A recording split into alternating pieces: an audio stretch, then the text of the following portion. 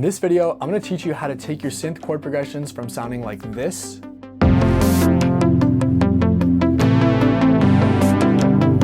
to sounding like this.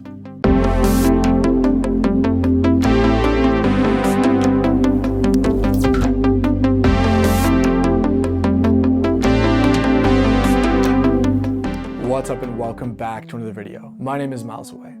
Now, one of the main things that I see as a difference between professionally written and produced synthesizer-focused music and music that is made by newcomers or amateurs is how they do their chords and how those synth chords evoke emotions and sit within the mix in the context of the rest of the song.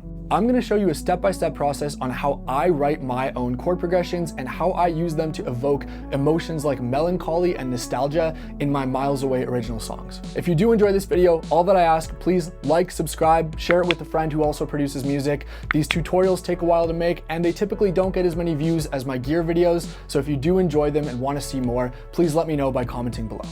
Thanks so much and let's get started. All right, so the key to understanding how to write better synth chord progressions really comes down to understanding what types of chord voicings work best for the synthesizer as an instrument. Now, the easiest way to understand this is if I play a basic triad here on the F, A, and C, an F major chord. While we can definitely hear the notes and it sounds correct, this is a very, very muddy sound because the synthesizer as an instrument has a ton of powerful low frequency information and really spans the entire range of the frequency spectrum. If I put up an analyzer here, we can check this out. And if I now play the same chord on a piano and the same chord on a guitar, by listening and identifying the analyzer on the screen, we can really see that these acoustic instruments work better than synths for these classic left-hand, low-range triads. So tip number one is going to be to spread out your chord.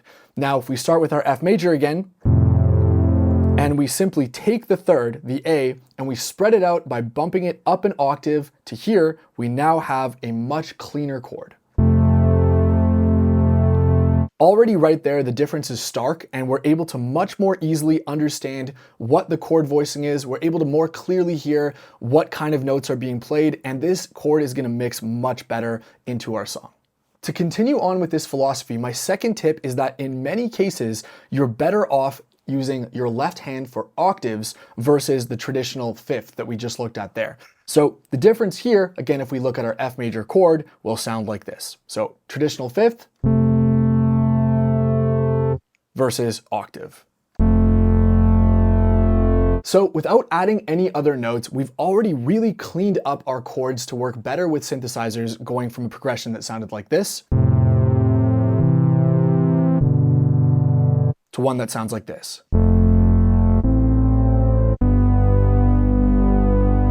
Awesome. But how do we take our chords to the next level?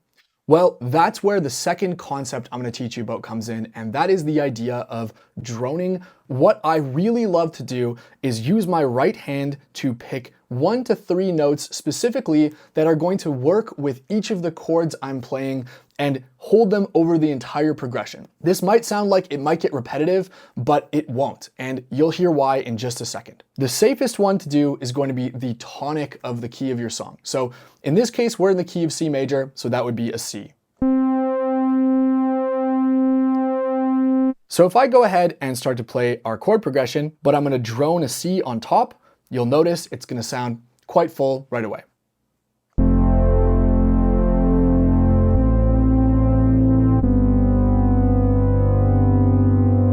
Now earlier I mentioned that this wouldn't sound repetitive, and here's why. As we move these chords on the synthesizer, each time the C represents a different relationship. In the case of the F, the C is a perfect fifth. In the case of the A minor, the C is the minor third. And then in the case of the G, the C functions as a very beautiful suspended fourth that wants to resolve down to the third. So let's go ahead and have some fun with this by adding in some more notes on top. And you can really get crazy with this. Experiment. I tend to find that if I'm going for something a bit more poppy, I like to drone a root, a tonic, and a fifth. So in this case, a C and a G. over the entire chord progression. Let's hear what that sounds like.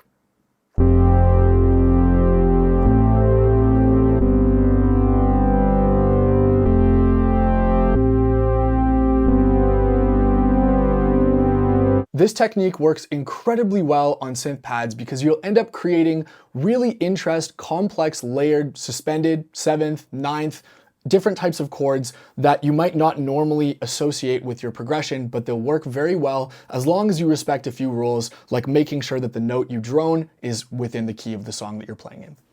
Now, the final piece of the puzzle to making your synth chord progressions more interesting is going to be to build off of this right hand that's droning to essentially add in little tasteful accents.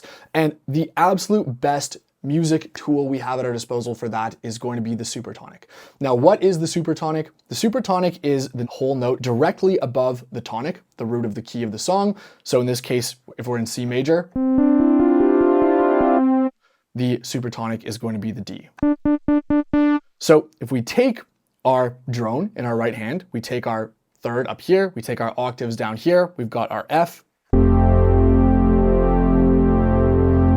Right here, we notice we have 5 full notes. We have low F, high A, high C, high G. But then when we move to the A minor chord, we now, if we're following our rule of having octave, octave, third, and then drone, the C is already being taken by that drone. So we have a little bit of extra real estate harmonically, so to speak. And we could definitely do a couple of different things. We could add in a G below to make it an A minor 7. We could add in a B to make it an A minor 9. Really crunchy. But my absolute go-to, tried and true, which will work on almost any chord, is that supertonic. So again, if we're in the key of C major, we choose the whole note directly above the key of the song. So in that case, D, and we're gonna use basically the supertonic in our A minor chord. Beautiful. Now, just to highlight how good this sounds, I'm going to add that supertonic, that D, to every single chord in the progression, and you'll see it'll work with every single one.